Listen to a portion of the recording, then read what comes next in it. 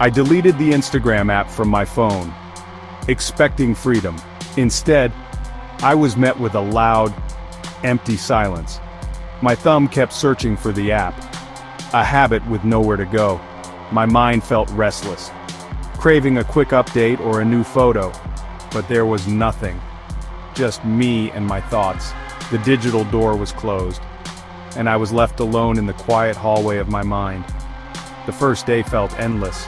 My brain missed the dopamine hits, the red notification bubble, the new comment, the friend's vacation photo. Without these, my day felt flat and colorless. I realized how much I depended on these digital distractions to feel connected and entertained. The silence crept into my life. Waiting for the bus became just waiting. No feeds to scroll, no stories to tap, just sitting, observing. I looked around.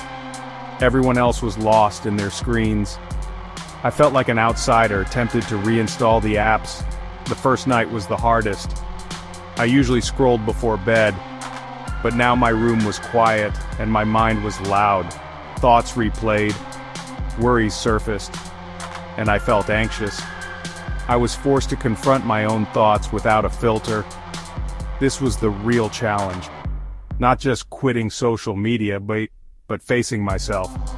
I realized I'd been using my phone to avoid my own mind. Now I had to sit with my thoughts, unfiltered and raw. It was uncomfortable, even terrifying. But it was also the start of something real.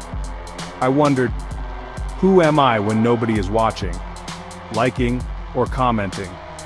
The silence was unexpected, but maybe it was exactly what I needed. The journey had truly begun. The first week felt like withdrawal. Every idle moment was a struggle. My hands reached for apps that weren't there. I felt irritable, bored, and left out. My phone had been my escape from discomfort, my shield in awkward moments. Now I had to sit with the awkwardness and face tasks head on. FOMO hit hard as friends talked about memes and drama I'd missed. Was I becoming irrelevant? The fear was real. I reminded myself why I started, to reclaim focus and find deeper connection. The urge to check my phone slowly faded, replaced by a dull ache. I began to notice small details, sunlight on leaves, birdsong in the morning. These moments were unfiltered, real, and waiting to be noticed. I realized how much I'd missed by always looking down at a screen. The world was quieter, but also richer. I was learning to be present, even in discomfort. The digital pull was strong, but I was starting to see what lay beyond it. The first signs of change were subtle, but they were there. I was still tempted, but I was also curious. What else had I been missing? Maybe there was something valuable on the other side of withdrawal. By week 2, the urge to check my phone softened. Suddenly I had extra hours in my day.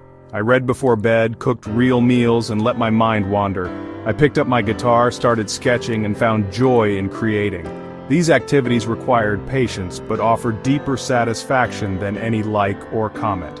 My mood was no longer tied to online validation or comparison. Without the constant stream of highlight reels, I felt more stable and content. My sense of self-worth began to come from within. Ideas surfaced during quiet moments, while washing dishes, on long walks. My brain, once crowded with digital noise, now had space for my own thoughts. I reflected on my goals, relationships, and what truly made me happy. I wasn't just finding more time, I was rediscovering myself.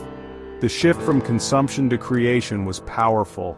I realized how much I'd been missing by filling every gap with scrolling. Now I was present for my own life. The lost time was being reclaimed moment by moment. I was finally living, not just watching. By week 3, I saw the world differently. I noticed how often real-life conversations were interrupted by phones.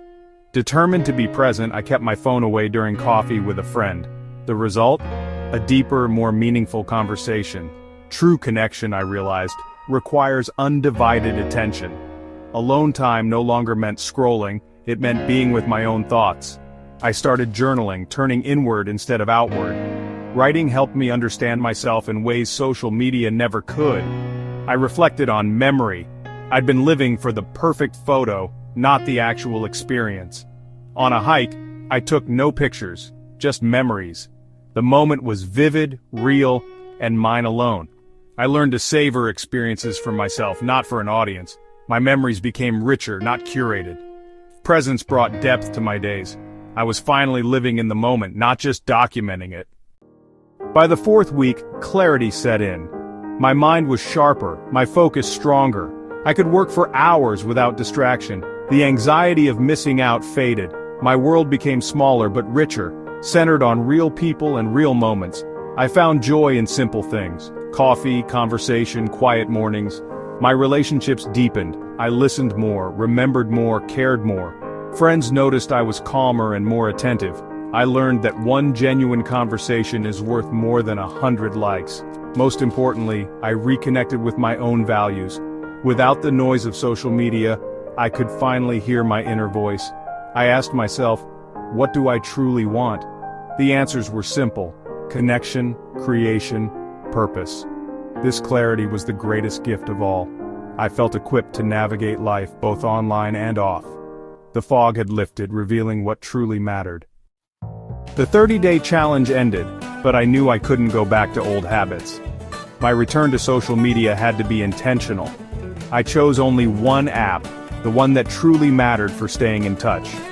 I turned off all notifications and set specific times to check it. When I opened the app, it felt loud and overwhelming. The magic was gone, the pull was weaker. Social media was now just a tool, not my world. I'd broken the cycle of mindless scrolling. I no longer sought validation or distraction online. I found those things in real life: face-to-face conversations, quiet moments, simple joys. Social media became a supplement, not the main event.